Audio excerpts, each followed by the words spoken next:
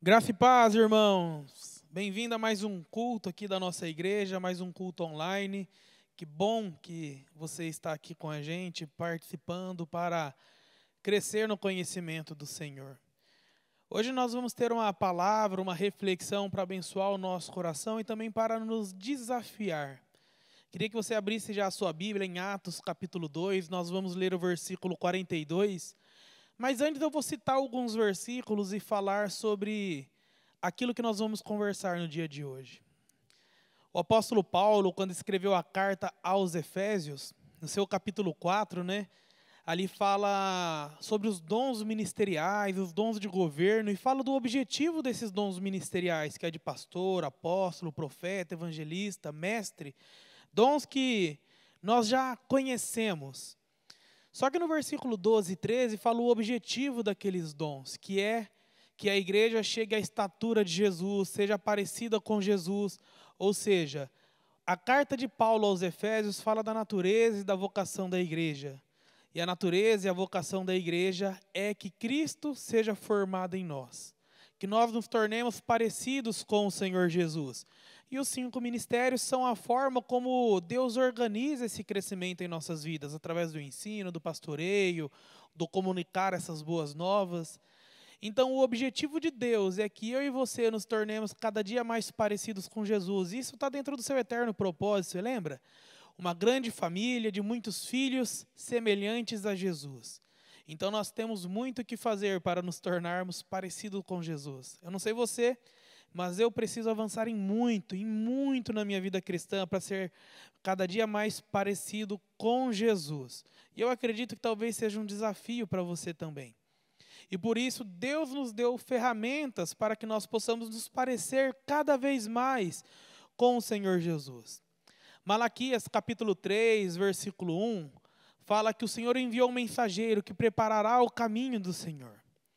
E quando as pessoas menos esperarem, por causa que o caminho do Senhor está sendo preparado, o Senhor virá ao nosso templo. E o versículo 2 tem tem uma frase, uma afirmação que tem ganhado, pegado o meu coração e me levado para o lugar de oração. O versículo 2 fala assim: mas quem poderá suportar o dia da sua vinda? E quem poderá subsistir quando ele aparecer? Irmãos, ao mesmo tempo que isso aqui essa frase me gera vários sentimentos. Ao mesmo tempo, uma expectativa pelo dia da vinda do Senhor. Ao mesmo tempo, também, um desejo por ajudar que os outros, ajudar a preparar os outros para que eles suportem o dia da vinda do Senhor. E ao mesmo tempo um temor, será que eu estarei preparado para o dia da vinda do Senhor? Então é um misto de emoções lendo esse versículo. Quem poderá suportar o dia da sua vinda? Será que nós estaremos prontos? Será que, como no versículo 1, nós ajudamos outros a se tornarem prontos para esse dia? E também a expectativa por esse dia, o encontro com o Senhor, o dia que nós vamos olhar nos olhos dele, que nós vamos ver a sua face, contemplar a sua beleza. Então nós temos um desafio, nos tornarmos a semelhança de Jesus. Só que se você olhar para o Gênesis, lá no Éden, você vai perceber uma coisa. Deus sempre desejou ter relacionamento com o homem. E Deus ele sempre criou um cenário e depois colocou o homem naquele cenário. Sempre aquele ambiente, aquela ambiência, aquela situação que Deus preparou para depois colocar o homem, muitas vezes era o meio pelo qual Deus gostaria e queria se relacionar conosco. Então o objetivo de Deus é que nós nos tornemos a semelhança de Jesus. Falei de Efésios, por causa que o objetivo de Deus é que nós sejamos parecidos com Cristo. Falei de Malaquias porque nós temos essa incumbência de estarmos preparados para o dia do Senhor. Citei Gênesis porque o Senhor sempre preparou primeiro o cenário e depois nos colocou naquele lugar. E esse cenário, esse lugar onde Deus prepara, é o lugar onde Ele tem para nos preparar, nos forjar, nos levar a ser cada vez mais parecidos com Jesus. E Atos 2, versículo 42 diz assim: e perseveravam na doutrina dos apóstolos, na comunhão, no partir do pão e nas orações. Nós vemos aqui 4 elementos onde eles perseveravam: na doutrina, na comunhão, no partir do pão e nas orações. E aí o versículo 43 fala do resultado desse perseverar. E em cada alma havia temor, o temor do Senhor, o princípio da sabedoria. Esse temor que não é medo, esse temor que é um respeito, uma admiração, uma contemplação pelo Senhor. E o desejo de fazer as coisas com que lhe agrade. Em cada alma havia temor, e muitos prodígios e sinais eram feitos por meio dos apóstolos. Ou seja, quando nós perseveramos naquilo que o Senhor colocou para nós, a consequência será os prodígios, os sinais e o temor no nosso coração. Irmãos, mas eu queria desenvolver com vocês cada um desses 4 aspectos que ficou registrado aqui no livro de Atos, que foi escrito por Lucas, pelo médico Lucas. E o primeiro lugar que Deus quer que nós cresçamos para nos tornarmos parecidos com Jesus é no conhecimento de quem Deus é. Precisamos crescer no conhecimento do Senhor. Nós precisamos crescer nas verdades bíblicas, no entendimento de quem Deus é. A vida eterna é conhecer ao Senhor. Então nós precisamos conhecer a vida eterna, que é o Senhor, a partir daquilo que Ele nos deixou revelado, que é a sua palavra. Nós precisamos nos relacionar com a palavra de Deus, nos relacionar com a Bíblia. Nós, como cristãos, precisamos ler a Bíblia, precisamos amar a Bíblia, precisamos orar a Bíblia, precisamos praticar a Bíblia. Não podemos ser meros ouvintes da palavra de Deus. Toda semana nós aprendemos coisas maravilhosas aqui nesse púlpito com os nossos pastores, com os nossos obreiros e obreiras. Temos aprendido muito da parte do Senhor. A palavra de Deus, homens e mulheres morreram ao longo dos anos, dos séculos, para que ela fosse preservada e nós tivéssemos ela hoje, até em diversas traduções. Existem lugares no mundo onde as pessoas revezam uma folha da Bíblia, porque o país é proibido ter a Bíblia, e eles amam a Bíblia, ficam com aquela grande expectativa, que dia que eu vou receber a nova parte da Bíblia que eu possa ler. E nós temos diversas formas, temos em áudio, em diversas versões escritas, temos comentários, temos muitas coisas que podem nos levar ao conhecimento do Senhor, a perseverar nessa doutrina, nesse entendimento de quem Deus é. Porque é o entendimento de quem Deus é que transforma o nosso ser. Quando nós entendemos quem Deus é e a sua realidade, contemplamos o Senhor, nós somos transformados à medida que reconhecemos que o Senhor é grande, que o Senhor é poderoso e que o Senhor é santo. Só que a palavra de Deus, existe um estágio que nós podemos aprender e se tornar naquele termo vulgar que o pessoal usa, uma ovelha gorda, um crente gordo sentado no banco, gordo não no sentido literal, mas no sentido espiritual, aquela pessoa que só escuta, aprende, mas nunca pratica a palavra de Deus. Você vai ensinar uma verdade e não, essa verdade eu já sei. Mas a questão não é se você sabe, é se você pratica essa verdade. Se esse conhecimento de Deus é uma prática na sua vida. E uma das formas mais poderosas de aprendizado é a prática da teoria. Todo curso universitário, todo curso de nível superior tem a prática do estágio. O que é o estágio? Você aprende a teoria nas aulas, os professores passam aquilo que você deveria saber na teoria, mas chega um momento que você é supervisionado em um estágio para que você coloque em prática aquilo que você aprendeu. E é maravilhoso. Eu lembro que durante o meu curso, muitas vezes a gente aprendia diversas coisas na teoria, mas chegava um momento de nós colocarmos na prática. E quando colocávamos, nós víamos que verdadeiramente aquilo era uma verdade, não era só algo que nós lemos. E a palavra de Deus é dessa forma. Quando nós começarmos a praticar ela, nós vamos crescer no entendimento do Senhor. Isso vai gerar ainda mais vida no nosso coração. Vamos desejar conhecer ainda mais o Senhor. Porque nós vamos pensar assim, tem mais disponível. Tem mais disponível. E aí nós vamos mergulhar na palavra do Senhor. Precisamos amar, estudar, orar a palavra de Deus. Mas o texto de Atos 2 fala, eles perseveravam na doutrina dos apóstolos. Precisamos crescer no conhecimento de Deus. Se queremos nos tornar a imagem de Jesus. Mas também precisamos da comunhão. Irmãos, o que é a comunhão? É só viver sem brigas? Claro, é viver sem brigas. Mas não podemos resumir a comunhão a não ter atrito entre as pessoas, você não ter nada contra alguém. A comunhão na palavra de Deus fala dos encontros, das celebrações coletivas. Então, em segundo lugar, precisamos dos cultos coletivos, das celebrações coletivas, do lugar onde nos encontramos, nos alegramos como cristãos de ver outros, de ver as famílias, de ver as pessoas reunidas, cantando aquele que é digno. A celebração coletiva é uma das formas mais lindas de culto que o Senhor nos deixou. E nós precisamos dela para nos tornar a imagem do Senhor, porque nós somos a igreja de Deus. Uma pessoa sozinha não é igreja. Nós precisamos um do outro, precisamos olhar nos olhos, encorajar. Irmãos, nós precisamos também ressignificar o que nós entendemos como culto. O título dos cultos do meio de semana na nossa igreja, né, é Tarde da Fé, Noite da Fé, e é maravilhoso esse tempo. Só que às vezes as pessoas deixaram esse tempo como um lugar assim, eu vou lá para receber uma oração por cura. Vou lá para receber uma oração para que eu avance naquilo que eu preciso, e isso não é errado. Não é errado você vir na igreja com a intenção de ter uma oração, receber cura ou ter uma direção de Deus. Só que às vezes o culto se torna aquele lugar apenas onde nós vamos para receber algo. É o meio pelo qual nós obtemos algo em Deus, e isso não pode ser o nosso culto. Nós podemos sim pedir coisas ao Senhor, mas os nossos cultos precisam ser ressignificados. A palavra de Deus fala, olha, uns vêm com salmos, outros com hinos, outros com cânticos espirituais. Irmãos, quando nós nos reunimos, a ideia é que nós nos reunimos para dar. O que nós vamos entregar num culto, qual é a atitude que nós vamos deixar naquele lugar. O culto não é um lugar para receber, mas era um lugar para dar. E essa mentalidade do receber foi criticada pelo apóstolo Paulo, em 1 Coríntios capítulo 11.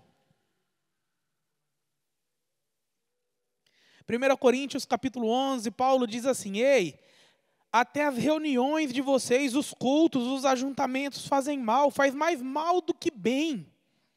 E aí ele fala, sabe por quê? Porque quando vocês reúnem, vocês não estão preocupados com os outros. Vocês estão comendo sem olhar para o lado, estão bebendo sem olhar se o outro está com sede, com fome. E ele fala que os cultos e as reuniões fazem mais mal do que bem naquele contexto. Mas sabe por quê? Porque eles estavam com a mentalidade de ir para aquela reunião para comer, comer, comer, devorar aquilo que estava ali, e não com a intenção de dar, de entregar a sua adoração, o seu louvor, ver como você pode abençoar o próximo, com as nossas ofertas, com tudo. O culto é um lugar de nós celebrarmos o Senhor, celebrarmos a sua obra, é um lugar onde nós vamos para entregar e não apenas receber. E a palavra de Deus continua ali em Atos 2:42. Então fala assim, eles perseveravam na doutrina dos apóstolos, ou seja, no crescimento do conhecimento de Deus, na palavra de Deus, na comunhão, ou seja, eles se reuniam comunitariamente, e também no partir do pão. Nós precisamos crescer no partir do pão. Ricardo, o que é o partir do pão? O partir do pão é o tempo de mesa, é o tempo de discipulado, é o tempo onde nós verdadeiramente avaliamos se aquilo que nós estamos aprendendo está sendo um objeto de transformação na nossa vida.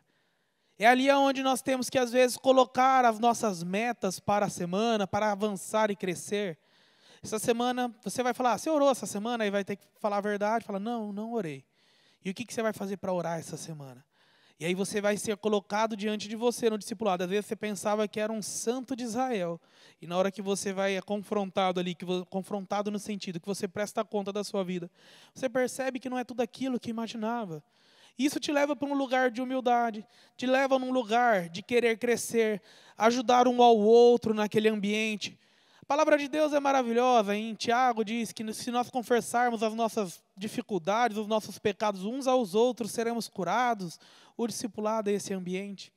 O discipulado é um ambiente de vida na vida, é um ambiente onde nós somos podados, lixados para nos encaixarmos na construção do reino de Deus. Nós somos a igreja de Deus, o corpo de Cristo. A edificação de um templo, né? Efésios retrata dessa forma, nós somos o templo de Deus. Imagina a construção de um templo, mas na época de Jesus, não hoje. Hoje usam lajotas, todas do mesmo tamanho, padrão. Mas no tempo de Jesus eram pedras. E pedras vêm lá, uma desse tamanho menor, uma média, uma grande, uma pontuda, outra mais arredondada, todas diferentes. E para que aquilo pudesse se encaixar, às vezes era necessário lixar aquelas pedras. Isso é o discipulado, onde nós somos lixados. E o discipulado às vezes vai exigir um pouquinho. Aí tem umas pedras que são muito pontudas e não querem se encaixar, que às vezes vão ter que dar umas marretadas nela para que ela se encaixe. E essa pedra, depois de lixada, depois de receber essa marretada, ela vai se encaixar. Mas qual que é o modelo de pedra que nós olhamos ali dentro do discipulado? É a pedra angular, o Senhor Jesus. A pedra que os construtores lá rejeitaram. A pedra angular, o fundamento da nossa fé. O alicerce da igreja, o fundamento da igreja. E aí nós somos formados à imagem de Jesus dentro do discipulado. O discipulado é esse lugar onde nós podemos manifestar os nossos dons, orar por cura, encorajar, testemunhar da obra do Senhor em nossas vidas. É o lugar onde podemos pedir socorro e falar: ei, ora pelos meus filhos, pelo meu casamento, ora pela minha esposa, pelo meu esposo, ora para que, e enfim, pela minha empresa, eu tenho uma decisão a se tomar essa semana, o que vocês acham? E é esse lugar onde nós colocamos em prática aquilo que nós estamos aprendendo, onde nós prestamos conta, onde o Senhor nos avalia e ali podemos crescer. Então nós vemos lá, e eles perseveravam na doutrina dos apóstolos, na comunhão, no partir do pão e nas orações. Irmãos, em quarto lugar, o Senhor fala que eles perseveravam nas orações. E perseverar na oração é algo maravilhoso, porque às vezes nós vamos querer orar, vamos estar apaixonados por aquele momento, vamos desejar, talvez em um momento de luta, ou talvez numa euforia muito grande.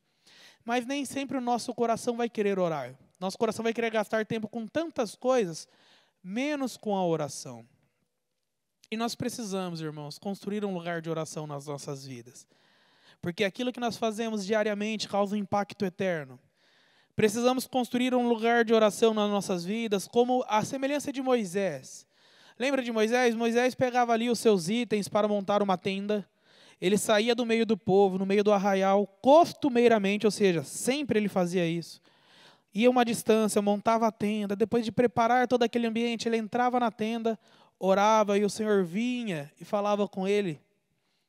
Irmãos, nós precisamos desse tempo com o Senhor, construir um lugar de oração. E às vezes, para construir um lugar de oração, nós vamos ter que determinar um horário. Vamos ter que determinar um tempo que nós vamos passar ali na presença do Senhor. Vamos ter que ter um caderno de oração ali, com orações bases para nos ajudar. Vamos ter que aprender a orar a palavra de Deus. Como o versículo de Malaquias, que eu falei no início: eis que eu envio o meu mensageiro diante de vós, e de repente o Senhor, a quem vocês procuram, virá ao seu templo. Malaquias 3, 1 e 2, vamos ler, diz assim: eis que eu envio o meu mensageiro, que preparará o caminho diante de mim. E de repente o Senhor, a quem vocês buscam, virá ao seu templo, e o mensageiro da aliança, a quem vocês desejam, eis que ele vem, diz o Senhor dos exércitos. Irmãos, se nós fôssemos orar esse versículo, e nós precisamos aprender a proclamar e orar a palavra de Deus, nós poderíamos orar ele dessa forma: Pai, faz de mim o teu mensageiro. Faz dos meus filhos o teu mensageiro, faz dos meus netos os teus mensageiros, que eu e meu marido, que eu e a minha esposa possamos ser os seus mensageiros. Faça com que a nossa igreja seja o seu mensageiro, que está preparando o seu caminho, porque nós queremos ver esse de repente do Senhor, a vinda do Senhor sobre nós. Nós queremos ver o dia do Senhor. E aí você vai começar a orar a palavra de Deus. Precisamos construir um lugar de oração, irmãos. E o lugar de oração é um lugar de perseverança. Nós não fazemos apenas quando temos desejo, vontade. Fazemos porque precisamos fazer. Oramos porque é uma questão de sobrevivência. E é na oração que nós conhecemos o coração de Deus. É na oração que nós conhecemos o coração de Deus.